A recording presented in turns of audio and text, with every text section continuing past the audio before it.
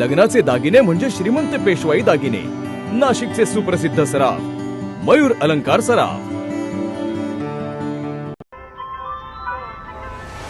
ताज्या बातम्यांसाठी नाशिक न्यूजच्या YouTube चॅनलला सबस्क्राईब करा आणि बेल आयकॉनला प्रेस करा.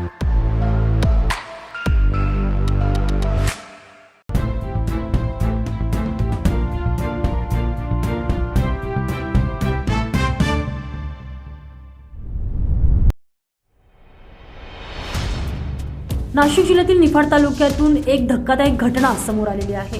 गेल्या 5 दिवसांपासून बेपत्ता असलेल्या निफाड तालुक्यातील शेळकेवाडी येथील एका महिलेसह तिच्या 2 लहान मुलांचे मृतदेह शेततळ्यात आढळलेले आहे.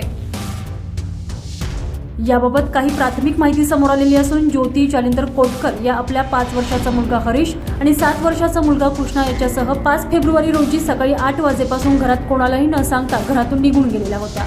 त्यांची सर्वत्र शोधाशोध करण्यात आली, मात्र काल सायंकाळी ज्योती कोटकर यांच्यासह त्यांच्या 2 मुलांचे मृतदेह जवळच असलेल्या शेततळ्यात तरंगताना आढळून आलेले आहे. त्यामुळे परिसरात प्रचंड खळबळ उडाली. या घटनेची माहिती मिळताच पोलीस पथक तातडीने घटनास्थळी दाखल झालेले असून पोलिसांनी मृतदेह ताब्यात घेतले आहे. हे मृत शवविच्छेदनासाठी निफाडच्या सरकारी रुग्णालयात पाठवण्यात आले आहे. मयत ज्योती यांचे बंधू ललित कापसे यांच्या फिर्यादीवरून लासलगाव पोलीस ठाण्यात कलम 174 अन्वये आकस्मिक मृत्यूचा गुन्हा दाखल करण्यात आलेला आहे. घरातून कोणालाही न सांगता बेपत्ता झालेल्या महिलेसह तिच्या 2 लेकरांचे मृतदेह आढळल्यानं शेळकेवाडी परिसरात प्रचंड खळबळ उडाली असून नागरिकांमधून अनेक तर्कवितर्क लावले जात आहे. अझहर कादरी, नाशिक न्यूज, निफाड.